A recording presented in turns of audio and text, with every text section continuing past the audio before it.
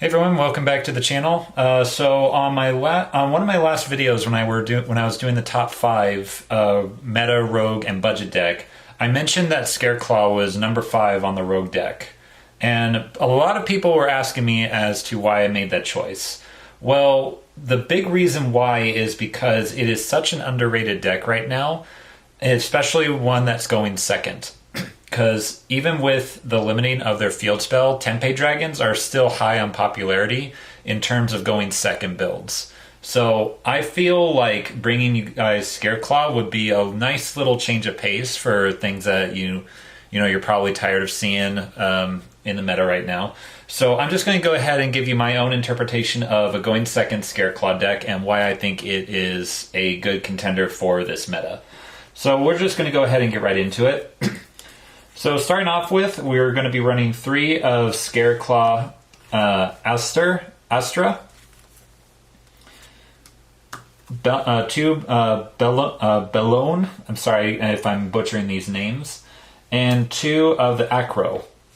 These are basically your bread and butter of the deck, what helps start your plays. Each of them has the same effect to where if you control a Scareclaw monster, you can special summon each of them to your side of the field in a zone that's to the right or left or below it. So basically, if you have a link monster in the main link zone, you can special summon it below it. And if it's in the main monster zone, you can special summon it to a zone that is next to it. So really good, and those aren't effects that activate in the hand, they're inherent effects, so they don't activate, I guess I should say, just in case someone tries to pull that on you with the rulings. And each of them has their own individual effect. Astra's effect he's the best one, because the main strategy of this deck is you want to OTK with your Link 3 Tryhard. And with this Scareclaw is basically the one that enables that.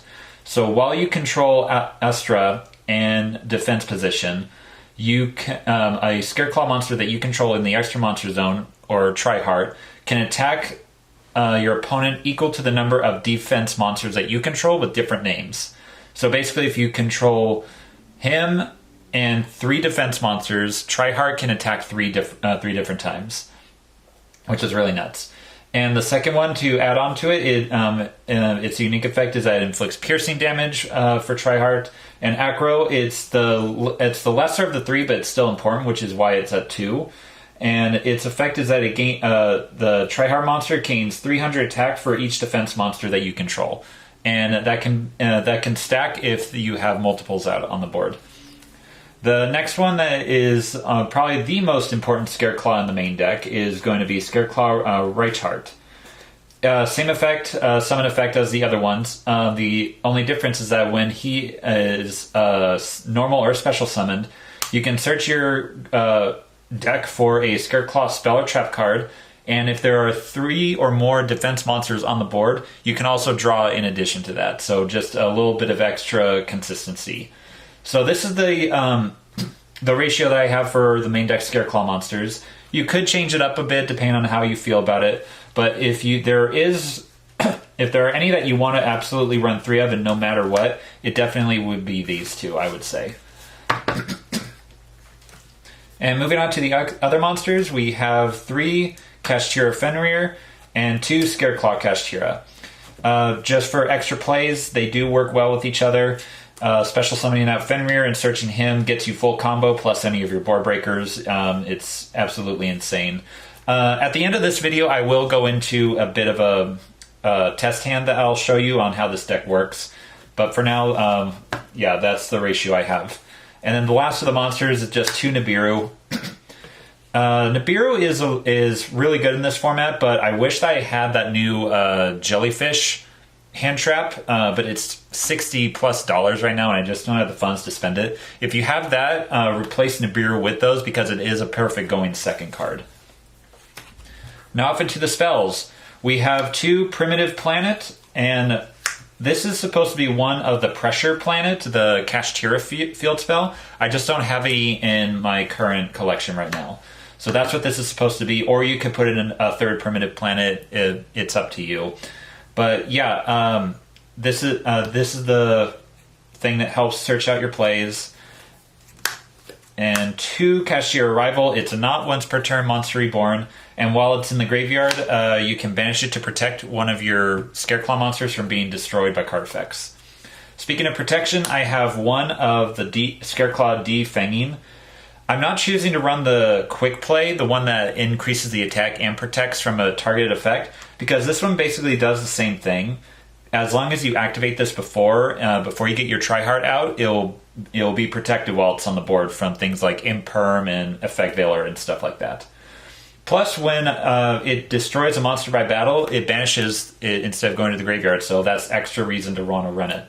I did have this in the side deck at one point, but during test hands and test plays online, I found that I needed it more often in the main deck than I did the side. Now into the rest of the deck is basically just board breakers. We have 3 Regeki, 2 Dark Holes, 3 Forbidden Droplets, Lightning Storm, Harpy's Feather Duster, and Cosmic Cyclone. If you open at least 2 or at least one of your Scareclaw monsters, plus any of these plus a good amount of these board breakers, or at least one of these board breakers, you will almost most of the time have game. And it depends on what you're going to be up against, as always, depending on what you have to play around and how you utilize your cards. But that's the basic gist of this deck strategy, is to open up with a Scareclaw monster and board breaker cards. You know, it is a going second deck. And then to protect your Tryhard even more, Forbidden Lance, just in case you don't draw into this, or if your opponent activates cards that don't destroy or target, it's just a little extra guarantee. Now off into the extra deck. The heart and soul, I'd say, aside from the boss monster, is Lightheart. You can use its material as any Scareclaw monster, so you can even use Scareclaw Kashtira. When it's summoned to the extra monster zone, you search out the field spell. And that is not once per turn. So if you summon this and they Psalm Strike the effect, or if they negate the effect and it destroys it and leaves the monster zone, if you're able to get a second out, you can activate it again and do a second attempt search for the field spell. And the best card in the deck, pretty much what makes this deck what it is Scareclaw Tryhard. It requires three exact effect monsters for its materials, and it must be link summoned. It can't be summoned by other ways. All face-up monsters on the field are changed to defense position, and this card's effect cannot be affected by the activated effects of monsters that are in defense. So that's absolutely wonderful protection. You know, which is why we're running some of the other support cards in here, like Forbidden Lance, to give it even more protection from other means. Its second effect is that once per turn, which is not a hard once per turn, it's a soft once per turn. So keep that in mind. Once per turn, you can target a level 3 Scareclaw monster in your graveyard, special summon it, and then you can search out another Scareclaw monster from your deck. So if you have this on the board, you can use its effect to summon out, any of your level 3 Scareclaw monsters, and then you can search out your Scareclaw Kashtira, and then use Kashtira's effect to banish out the Lightheart to get it out, and it's even more added protection for your Tryhard, because when he will attack into monsters, the monsters he's attacking's effects will be negated because of the Scareclaw Kashtira. So yeah, this guy is an absolute beast, and I absolutely love him to death. Now for the rest of the extra deck, this is where you can kind of, make your plan Bs, or make this a more link heavy or more of a Xyz heavy, extra deck, depending on what you want to do. But I'm going to go with Link Rebo for the I-block. You still got to protect the I-block even in 2024. Got generic links like Nightmare Phoenix, Nightmare Unicorn. I'm not running IB, and I'm not running SP Little Knight, because those things, well, for one thing, Matt, I don't have IP.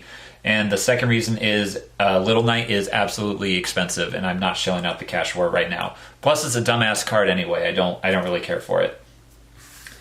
For the Exceeds monsters, I have 149 Future Tune and 1 Wind Up Zim Mines, because the Scareclaw main deck monsters, aside from Reichard, are level 3s. Plus, you can utilize both of these to go into Drown and then go into Zeus, as kind of a plan B, I should say. And one thing I should mention is that while you have this out, the next turn, if you're able to get out Triheart, and you use Zeus's effect, it won't get rid of your Triheart, because Triheart is unaffected by the effects of defense monsters, including your own. So keep that in mind too. And then we have Garura and Muddragon for our Super Poly targets. Off into the side deck. 3 Droll and Lockbird. It's Droll and Lockbird. It can shut down your player for an entire turn. I'm not running Crossout Designator. I'm thinking about taking something out in this deck and putting it in, because Droll and Lockbird absolutely destroys this deck. Undeniably. Same thing with Shifter. I love the card, but it does kill this deck. 2 Dino Wrestler Pankratops. It's a going second deck. I don't know what else you want me to say. It's Pankratops. If your opponent wants you to go, if you know your opponent's going to let you go first, Heatwave is always a good option. This card is being cited in Tempe Dragons and is absolutely crazy. At the start of your main phase 1, neither player can normal or special summon effect monsters until your next draw phase. So basically, just leaves your opponent wide open for you to just hit them as hard as you can with Triheart. You know, assuming that they don't have any spell or traps to stop you. But most of the time, that's going to be just Imperm, because that's the most popular trap right now. But like I said, you can work around it. Then Super Poly for our Super Poly targets. Mind Control to steal your opponent's monsters to use as link material for your Triheart, or to just bait out negations. The last 2 copies of Cosmic Cyclone in the side deck. Runic is probably your biggest matchup that you'll have the hardest time fighting against. So being able to hit their fountain as quickly and as often as possible is definitely something that you need to prepare for. And then 1 of the Twin Saw, which is basically Icarus attack for the deck, like I said, in case they have you go second. And that is it for the deck profile, guys. I hope you guys enjoyed it. So real quickly, let's go ahead and do one quick test hand. And I'm going to try and see if I can speed through this, because my camera is about to die. So go ahead and do quick shuffle. Try C, 2, 3, 4, 5. Look at that. This is actually a pretty decent hand. So going second, you'll draw your 6th card is, even better. So you would basically utilize these 2 right off the bat to try and get the bait out anything or clear the board. I would normal summon first, link off into Lightheart. Use Lighthearts to attempt to bait out any ashes or any other negation, since I already have the field spell. Let's say that they do ash it. Then I'll activate Primitive Planet. Search out.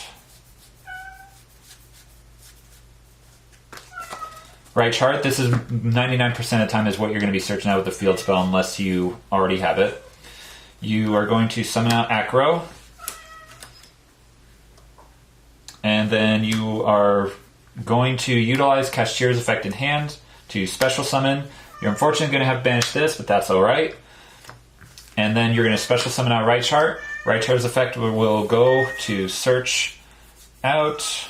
You basically have all you need, so you can just go ahead for Defanging. And because there are 3 or more defense monsters already on the board, you can draw 1 card. Oh, look at that. We already replenished. So that's real good. So we'll go ahead and link 3 into the big boy, and this is where you hope that they don't Nibiru you. Then you activate Defang for the protection, or you probably should have, I take it back, you should have activated this before you linked into summon him. You'll use Triheart's effect to special summon out Acro. And then search out for your Astra. And then special summon both. You have 4 attacks with him. You have 1 attack with him, target and destruction protection, and negation when you attack into monsters. He can attack as many times with this, inflict piercing, and he has 1, 2, 3, 4. He's at 42. That's absolutely insane. And you have a pop on top of this if you need to get rid of anything else. But yeah, guys, that is it for the deck profile. I hope you guys enjoyed it. Please like, comment, subscribe, hit that bell down below for notifications, and we'll catch you guys in the next one.